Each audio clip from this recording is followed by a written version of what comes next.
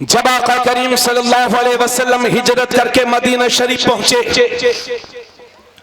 तो मेरे नबी ने मदीना शरीफ के यहूदियों को देखा कि वो 10 मुहर्रमुल हराम के दिन रोजा रखते हैं।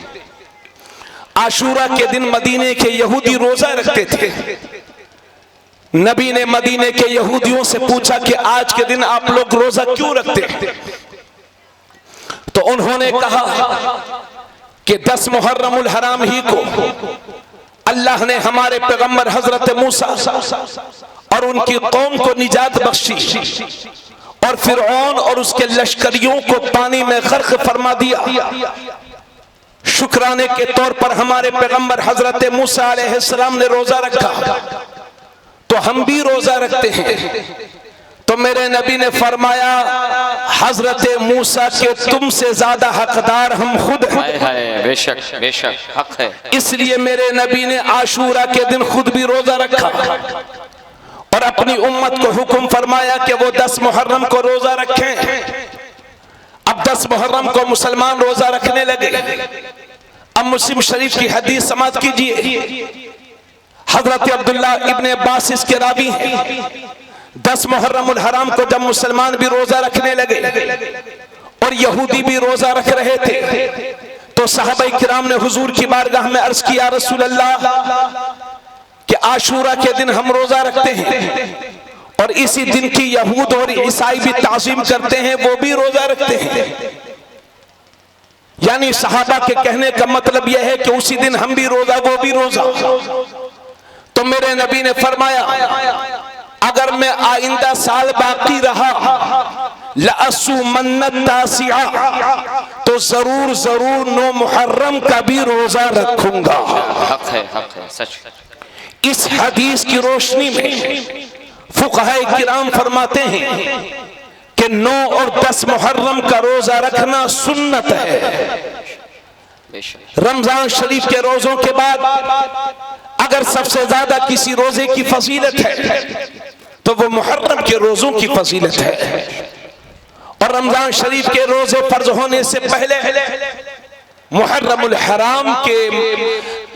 हराम के रोजे फर्ज थे, लेकिन जब रमजान के महीने के रोजे फर्ज हो गए तो मुहर्रम के रोजों की फर्जियत मंसूख हो गई। लेकिन सुन्नत है, मुसलमानों को चाहिए कि 9-10 मुहर्रम को रोजा रखें। अगर 9-10 न रख सकें तो 10-11 रख लें। और बाज मुसलमान ये समझते हैं, बल्कि हमारी बहनें कहती हैं कि एक रोजा नहीं रखना चाहिए क्योंकि एक रोजा रखते हैं तो वो तन्हा मारा मारा फिरता है। अरे भाई, रोजा नहीं मारा मारा फिरता है, कभी कभी रोजेदार मारे मारे फिरते हैं। अगर कोई 2 न रख सके तो एक ही रख ले। यह है आशूरा के दिन के आमाल। नवाफिल पढ़ो, कसरत के साथ दुरूद शरीफ पढ़ो, कसरत के साथ कुरान करीम की तिलावत करो। कोई बीमार हो तो मदद करो, अपने पड़ोसियों के साथ हुस्न सुलूक करो। भाइयों से बोलचाल बंद है तो सिला रहमी कीजिए और अपने भाइयों से गुफ्तो शनीद का सिलसिला बनाइए। इसे कहते हैं मुहर्रम मनाना। कभी दिल अपने गिरबान में झांक करके देखे कि जिस मकसद के तहत इमाम पाक ने कुर्बानी दी थी कि हम उस मकसद को मनाने में कामयाब हैं कि नहीं। इसलिए आपसे गुजारिश करता हूं कि रस्मों से बाहर निकलिए और सच्ची हुसैनियत कायम कीजिए, सच्ची हुसैनी बनिए। इतनी बातें कहने के बाद पूरे मजमे की तवज्जो चाहूंगा और मैं अपनी तकरीर अब बहुत ज्यादा लंबी नहीं करूंगा, लेकिन चंद बातें और जरूरी पेश करूंगा। हजरात, इतनी बातों के बाद अब मैं आपसे ये भी कह रहा हूं कि आप खाने पीने का बड़ा शौक रखते होंगे, हर आदमी को। और जब मुसलमान के सामने बिरयानी का जिक्र हो जाए तो भूख ना भी लगती हो तब भी मूड बन ही जाता है ना। बिरयानी और मुसलमान माशाल्लाह बड़े मशहूर हैं। हमारे इलाके रामपुर मुरादाबाद की बिरयानी अपने आप में साफ बड़ी बेमिसाल होती है, लेकिन वही बिरयानी आप बंगाल के मटेरियल से बनाइए, नहीं बनेगी, क्योंकि जो चावल उस बिरयानी में होता है वो बंगाल और बिहार और आसाम की सरजमीन पर पैदा ही नहीं होता। तवज्जो चाहूंगा, अगर आपको अच्छी बिरयानी चाहिए तो फिर अच्छे चावल होने चाहिए, साफ सुथरा पानी हो, अच्छा घी हो, मसाले शानदार हो और बनाने वाला अनाड़ी नहीं बल्कि खिलाड़ी हो। तवज्जो चाहूंगा, और सुन्नी मुसलमान के हाथ के ज़बीहे का गोश्त हो।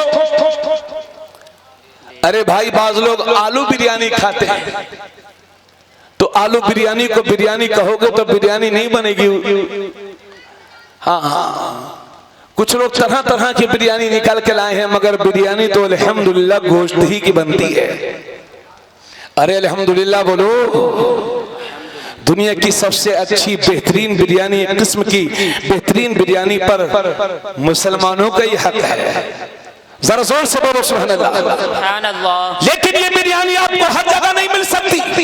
जब अच्छे चावल हो, अच्छे मसाले हो, शानदार पानी हो, बनाने वाला माहिर हो, अच्छा गोश्त हो, जब सब चीजों को मिलाते हैं तो बेहतरीन किस्म की बिरयानी बनती है।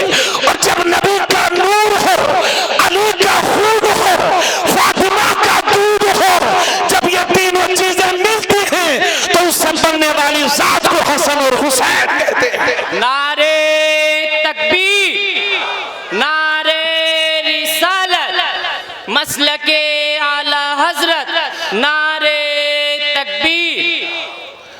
नबी का नूर हो, अली का खून हो, फातिमा का दूध हो, जब ये तीनों चीजें मिलती हैं तो उससे बनने वाली जात को हसन और हुसैन कहते हैं। इसी वजह से मौला अली फरमाते हैं, अल हसन अशबह रसूलुल्लाह सल्लल्लाहु अलैहि वसल्लम मा बैन सद्र इला रास। हजरत अली फरमाते हैं कि सर से लेके सीने तक इमाम हसन हुजूर के मुशाबे थे। वल हुसैन अशबह नबी मा कान असफल मिन ज़ालिक, और सीने से लेके पैर तक इमाम हुसैन हुजूर के मुशाबे, सर से लेके सीने तक इमाम हसन हुजूर के मुशाबे, और सीने से लेके पैर तक इमाम हुसैन हुजूर के मुशाबे। यही वजह है कि जब मेरे नबी दुनिया से तशरीफ ले गए और सहाबा का दिल करता कि नबी को देखें तो इमाम हसन हुसैन को करीब करीब खड़ा कर दिया करते थे और नबी की याद ताजा हो जाती थी। इसी वजह से आला हजरत फरमाते हैं, एक सीने तक मुशाबे, एक वहां से पांव तक हुस्ने सिबतैन, उनके जामों में है नीमा नूर का और साफ शक्ले पाक है। दोनों के मिलने से आया खते तौअम में लिखा है, ये दुबर का नूर का, तेरी नस्ले पाक में है, बच्चा बच्चा नूर का, तू है ऐने नूर, तेरा सब घराना नूर। सुभान अल्लाह। देखो, हम जैसे लोगों को ऐसे ही सब छोड़ के चले जाते हैं। कहाँ गए रियाज भाई? अरे आप तो तशरीफ फरमा है ना, आप ही को पूछ रहा हूँ। तो माशाल्लाह कितना भी अच्छा माइक हो, मजमा हो, लेकिन अहले कद्र न हो तो जरा अच्छा नहीं लगता। तवज्जो चाहूंगा। अच्छा, मुझे एक बात बताइए कि हुजूर सल्लल्लाहु अलैहि वसल्लम का साया था कि नहीं था? आप शर्माइए मत। हुजूर का साया नहीं था, हुजूर का साया नहीं था। लेकिन आला हजरत हुजूर का साया हमें एक जगह दिखा रहे हैं और फरमा रहे हैं, मादूम न था साया शाहे सकलैन, यानी हुजूर का साया मादूम नहीं बल्कि मौजूद था। मादूम न था साया शाहे सकलैन, उस नूर की जलवागाह थी ज़ाते हसनैन। तमसील ने उस साये के दो हिस्से किए, आधे से हसन बने हैं, आधे से हुसैन। आधे से हसन बने हैं, आधे से हुसैन। अब आइए शान हसनैन करीमैन समाप्त कीजिए, दिल थाम करके बैठिए। अगर अकीदत से सुनेंगे तो इंशाल्लाह तकरीर कुछ और देर चलेगी।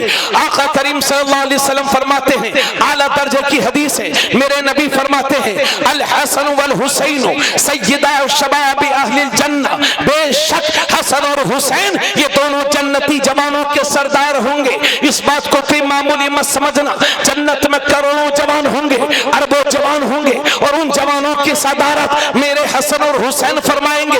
हुजूर फरमाते हैं, हसन और हुसैन ये दोनों जन्नती जवानों के सरदार हैं। और दूसरी हदीस में आका फरमाते हैं, इन्नल हसन वल हुसैन हुमा रैहानी मिन दुनिया। बेशक हसन और हुसैन ये दोनों मेरे दुनिया के दो फूल हैं, फूल। सुभान अल्लाह, सुभान अल्लाह। यही वजह है कि नबी कभी इन दोनों को चूमा करते थे, कभी चूसा करते थे, कभी सूंघा करते थे। हजरत अबू हुरैरा कहते हैं, यमतस्सु लुआबल हुसैनी कमा यमतस्सु रजुल तमरता।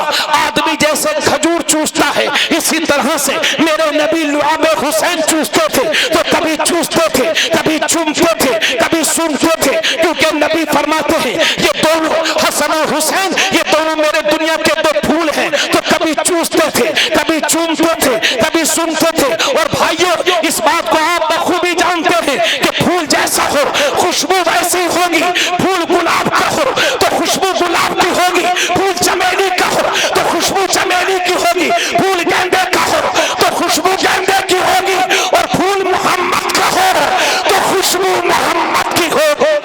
नारे तकबीर, नारे तकबीर, नारे रिसालत, नारे रिसालत, जिक्रे शोहदाए करबला, फैजाने इमाम हुसैन, नारे तकबीर। क्या बात रजा उस चमनिस्तान करम की, ज़हरा है कली जिसमें हसन और हुसैन फूल। ये इमाम इश्क मोहब्बत का तेवर है, अल्हम्दुलिल्लाह। तो ये शान है हसनैन करीमैन। आका करीम सल्लल्लाहु अलैहि वसल्लम एक बार इमाम हुसैन को अपने कंधे पर लेकर के मदीने शरीफ की किसी गली से गुजर रहे थे। तो हजरत उमर ने देखा तो इमाम सरकार इमाम हुसैन से बोले, हुसैन माशाल्लाह तुम्हारी सवारी बहुत अच्छी है। तो मेरे नबी ने फरमाया, उमर सवार भी बहुत अच्छा है। अगर सवारी लाजवाब तो सवार भी लाजवाब। अगर सवारी इमामुल अंबिया है तो सवार इमामुश शुहदा है। हजरत अबू हुरैरा फरमाते हैं कि एक बार आका करीम सल्लल्लाहु अलैहि वसल्लम दाहिने कंधे पर हजरत इमाम हसन को बिठाते हैं, बाएं कंधे पर इमाम हुसैन को बिठाते हैं, और दोनों कंधों पर दोनों नवासों को बिठाने के बाद मेरे नबी ने सहाबा से फरमाया, मन अहब्बहुमा फक़द अहब्बनी वमन अबग़ज़हुमा फ़क़द अबग़ज़नी। आका करीम सल्लल्लाहु अलैहि वसल्लम फरमाते हैं कि जिसने इन दोनों से मोहब्बत की उसने मुझसे मोहब्बत की, और जिसने इन दोनों से दुश्मनी की हुजूर फरमाते हैं उसने मुझसे दुश्मनी की। हजरात चलिए एक बात और आपको बताऊं, उसके बाद मुख्तसर अंदाज में इंशाअल्लाह दास्ताने करबला आपके सामने अर्ज करूंगा। मौजूद सामीन, हजरात जहां हसनैन करीमैन की बहुत सारी फजीलतें हैं, नबी ने उन्हें कुरान सिखाया, नबी ने उन्हें हदीसें सिखाई, नबी ने उन्हें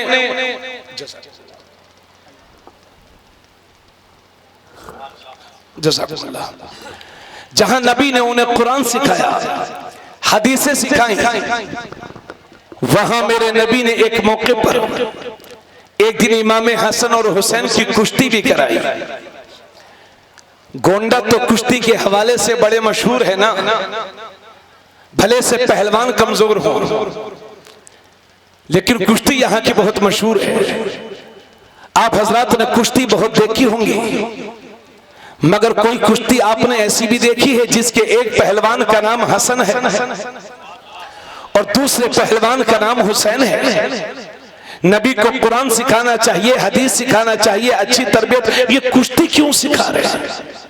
क्योंकि नबी जानते हैं हुसैन करबला जाएगा, यजीदियों से दो दो हाथ करना पड़ेगा, इसलिए बचपन ही से तरबियत दी जा रही है। हुसैन, उस मार्के में भी तुम्हें पीछे नहीं हटना है, बल्कि यजीदियों की छाती पर खड़े होकर के हमेशा के लिए इस्लाम का ऐसा झंडा लहराना है कि दुनिया हुसैन नाम पर फख्र करे, यजीद नाम पर शर्म महसूस करे।